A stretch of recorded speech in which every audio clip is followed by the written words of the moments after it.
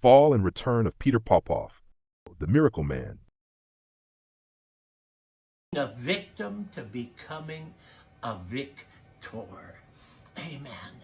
In the 1980s, one man claimed he could hear directly from God.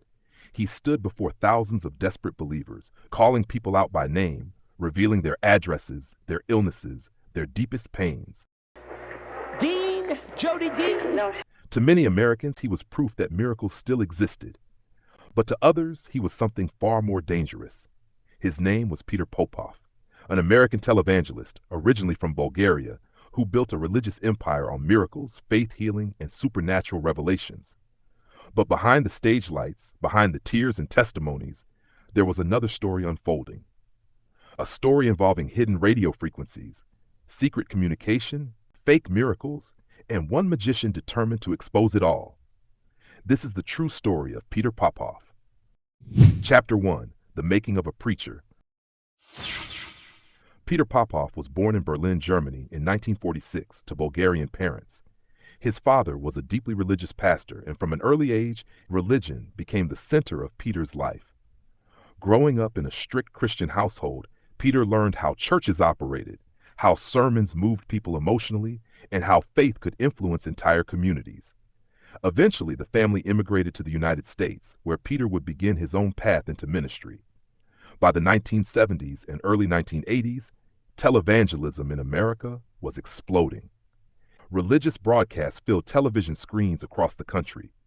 Faith healing, prophecy, and miracle crusades were becoming massive businesses, and Peter Popoff saw an opportunity.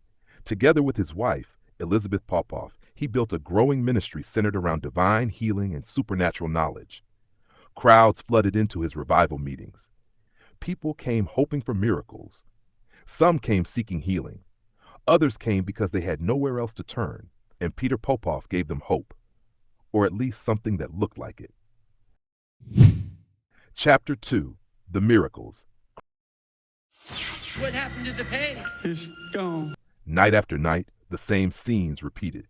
Peter Popoff would walk through massive crowds, calling out names, Dean, Jody Dean. addresses, medical conditions, personal secrets, details no stranger should possibly know. To believers, this was undeniable proof of divine power. How else could he know these things? People fainted, people donated money, people trusted him completely. And with every televised miracle, his ministry grew larger. Luxury followed soon after, expensive suits, luxury homes, private travel, a lavish lifestyle funded largely by donations from followers who believed they were supporting God's work. But while millions were convinced, one man wasn't buying it. Chapter 3: The Man Who Doubted Miracles. His name was James Randi, a professional magician, escape artist, and one of the world's most famous skeptics. But Randi wasn't just entertaining audiences. He dedicated much of his life to investigating supernatural claims. Psychics, faith healers, miracle workers, anyone claiming powers beyond science. Randi believed many of them were frauds using stage tricks and psychological manipulation, and when he watched Peter Popoff on television, he became suspicious immediately. No one can know that much information naturally. Something else is happening here. So Randi decided to investigate personally.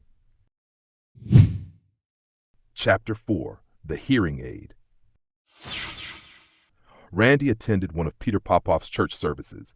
At first glance, everything looked normal, but during close observation, Randi noticed something unusual: a tiny device in Peter Popoff's ear, a hearing aid, or at least something pretending to be one. Randi suspected it was actually a radio receiver. If he was right, then someone could be feeding Popoff information secretly during services. But suspicion alone wasn't enough. He needed proof. So Randi regrouped with his investigative team, and together they developed a plan. They would return to the church with radio scanners capable of intercepting hidden frequencies. If Popoff was receiving information wirelessly, the scanner would capture it. Chapter 5: The Secret Signal. The following Sunday, Randi and his team returned. At the entrance of the church, ushers instructed attendees to fill out cards: name, address, personal problems, illnesses, prayer requests, everything. Randi and his team intentionally wrote down bizarre illnesses and unusual details. Then they entered the service. Inside the packed church, they carefully positioned themselves close to Peter Popoff. And then the scanner came alive. A voice, clear, direct, feeding information through radio frequencies. Jody Dean. Jody Dean. Jody Dean. No, she should be right there on your right side. Okay, she lives at 4267 Masterson. 4267 Masterson. I can see the angels of God all around your house. Seconds later, Peter Popoff repeated the exact same information aloud to the crowd as though God had revealed it to him supernaturally, again and again and again. Every miracle revelation was being transmitted to him beforehand. Randi was stunned. How are we hearing the voice of God before the preacher does? But the biggest shock came next. The mysterious voice on the frequency belonged to Peter Popoff's wife, Elizabeth Popoff. Randi's team recognized her voice from television appearances. The divine revelations were not miracles. They were coordinated information relayed secretly through radio communication. Chapter 6. The Exposure. Randi knew this evidence could destroy one of America's biggest televangelists, so he compiled everything: audio recordings, video documentation, frequency interceptions, witness accounts.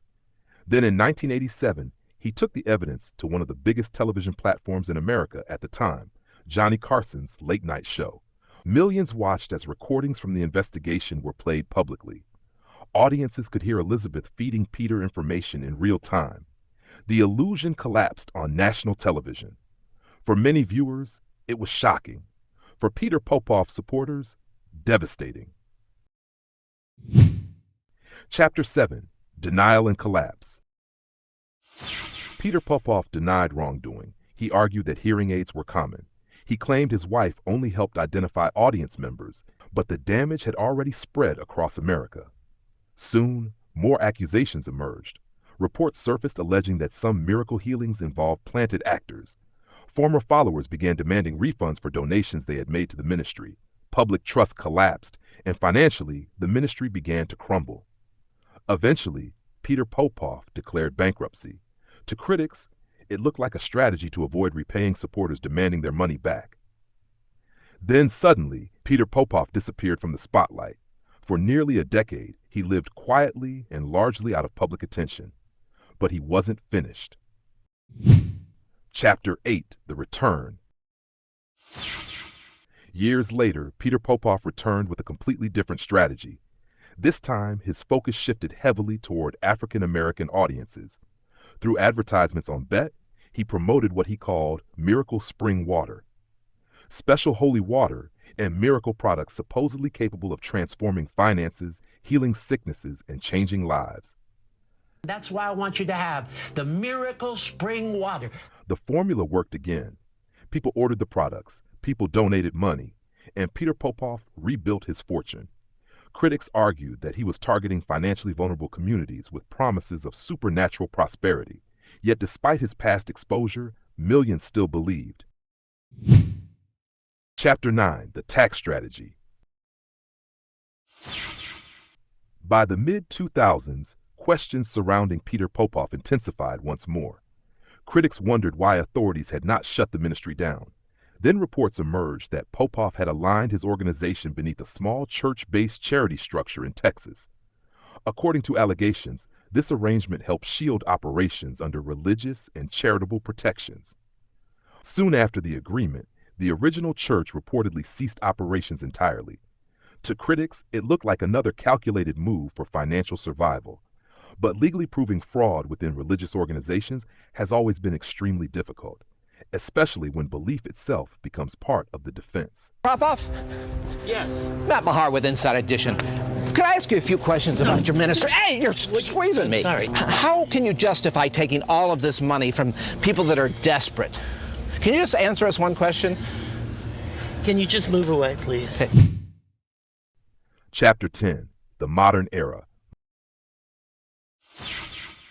Today, decades after the scandal that nearly destroyed him, Peter Popoff is still active.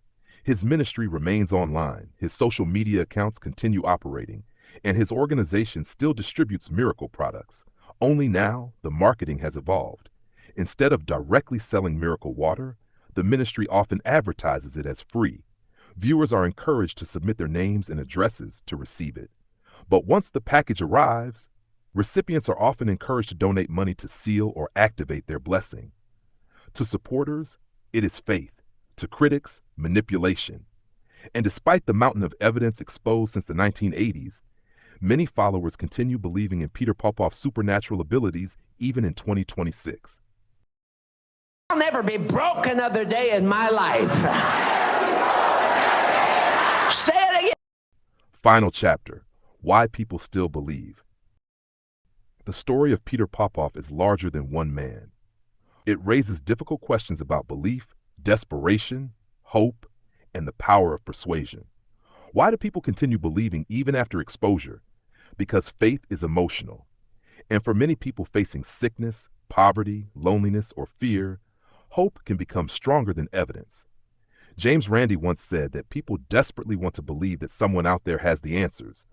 And perhaps that explains why stories like Peter Popoff's never truly disappear. Not because the evidence is hidden, but because belief can survive even the strongest proof. This documentary is not intended to attack Christianity, religion, or personal faith. Millions of sincere believers practice religion honestly and peacefully around the world. This story focuses specifically on the allegations, investigations, and controversies surrounding one televangelist and the evidence presented publicly over the years. It serves as a reminder of the importance of critical thinking, accountability, and asking questions when extraordinary claims are made. Because sometimes the greatest trick isn't performing miracles, it's convincing people they witnessed one. If you enjoyed this documentary and want more true stories involving deception, cult figures, mysterious scandals, and controversial public figures, subscribe to the channel, like the video, and turn on notifications so you never miss the next investigation.